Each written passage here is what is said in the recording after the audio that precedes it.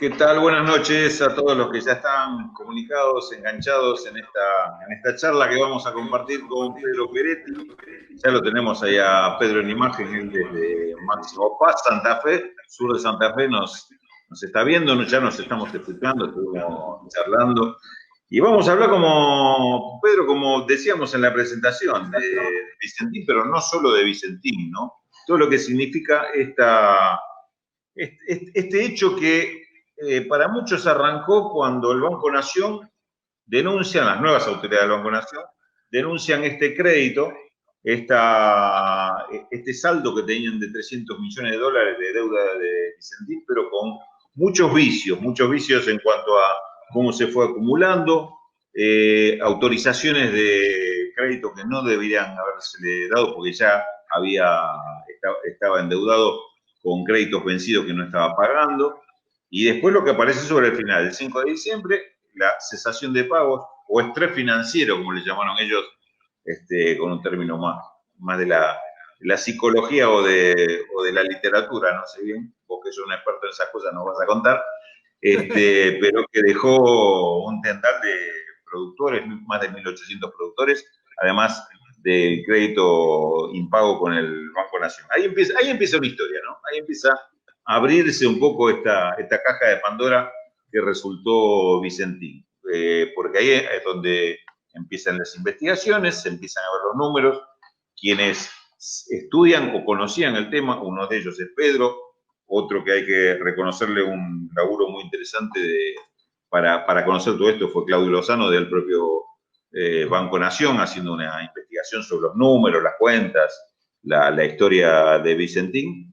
Y ahí es donde nos empezamos a enganchar a ver un poquito de esa historia que empezaba a revelar muchas de las cosas que con Pedro habíamos charlado más de una vez. Porque Pedro muchas veces me mencionó este tema de el fenómeno de la concentración de la exportación de granos, cómo los acopiadores y los productores se concentraban en torno a ese negocio de la exportación de granos y cómo este modelo exportador de alguna forma ordenaba todo lo que es el modelo productivo agrario en la Argentina. Con todo eso nos queremos meter, de todo esto queremos hoy charlar para compartir esto que para mí ha sido un enorme privilegio en estos años, aprender tanto de Pedro Peretti y de poder discutir, pero del plano no solo de lo técnico y de agricultura, que sabe un montón, sino además desde lo político, entender qué significa para un país un determinado modelo, qué significa otro,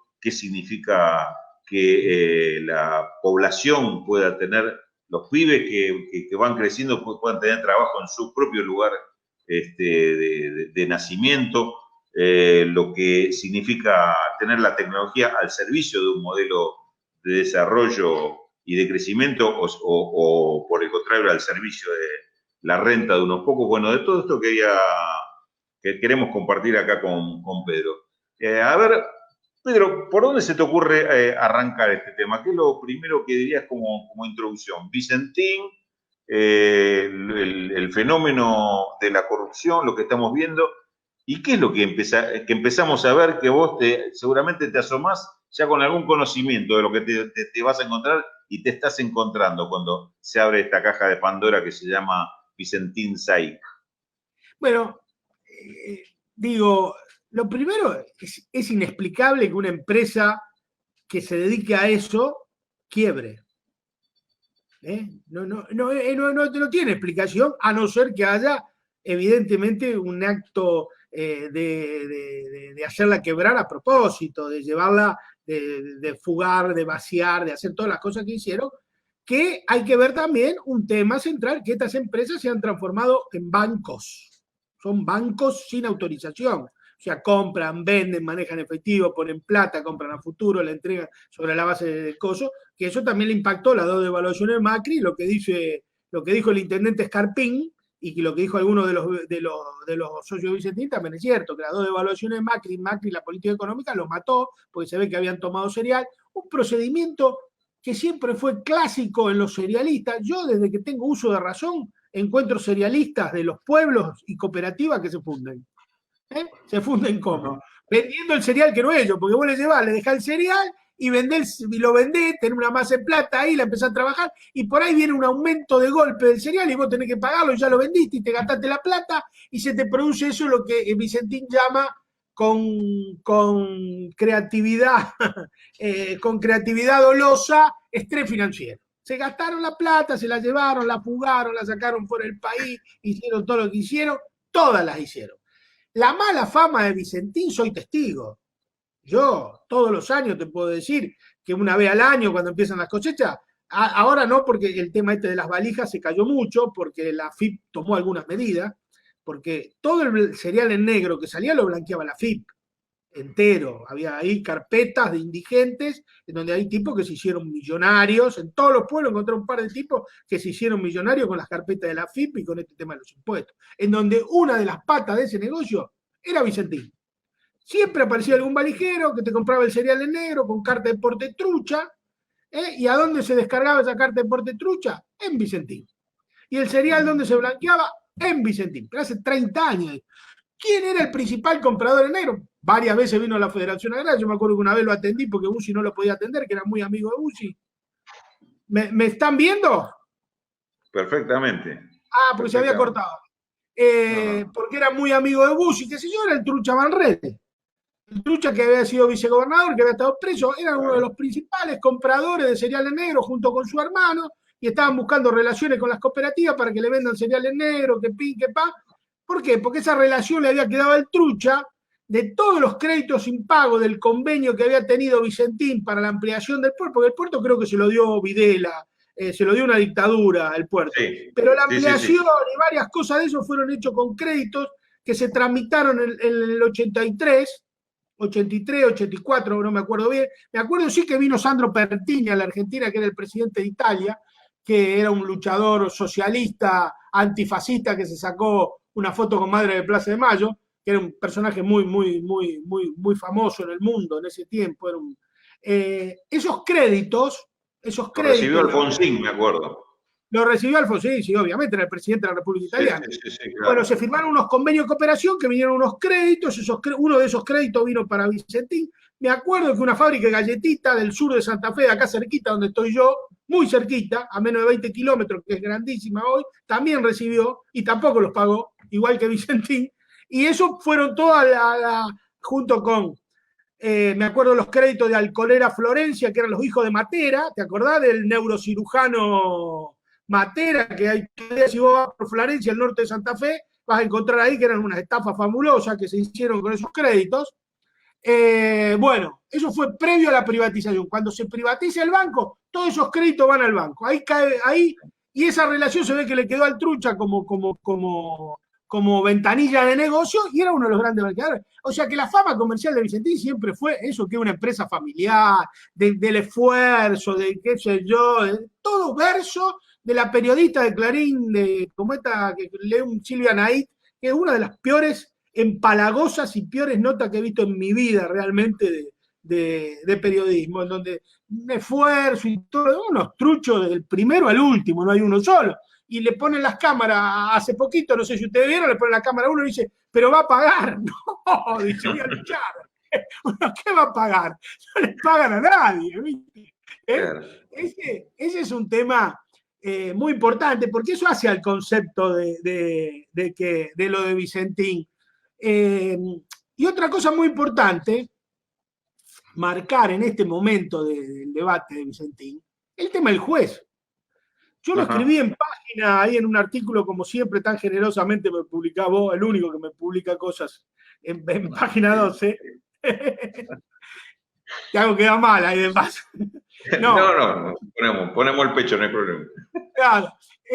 Yo lo publiqué 10 días antes. Marcelo Brignone también, que es un dirigente, un exdiputado provincial de Santa Fe, que vos lo conocés, que es habitual colaborador del programa de Tonietti, lo venía diciendo hace 2 meses que me llama. Me dice, Pedro, dice, ese es un militante radical y fue funcionario del Banco Nación, yo me acuerdo bien. Y yo lo escribí después, cuando se va a radicar el concurso, en aquel momento que se radica el concurso preventivo de quiebra, que se va a radicar a Reconquista,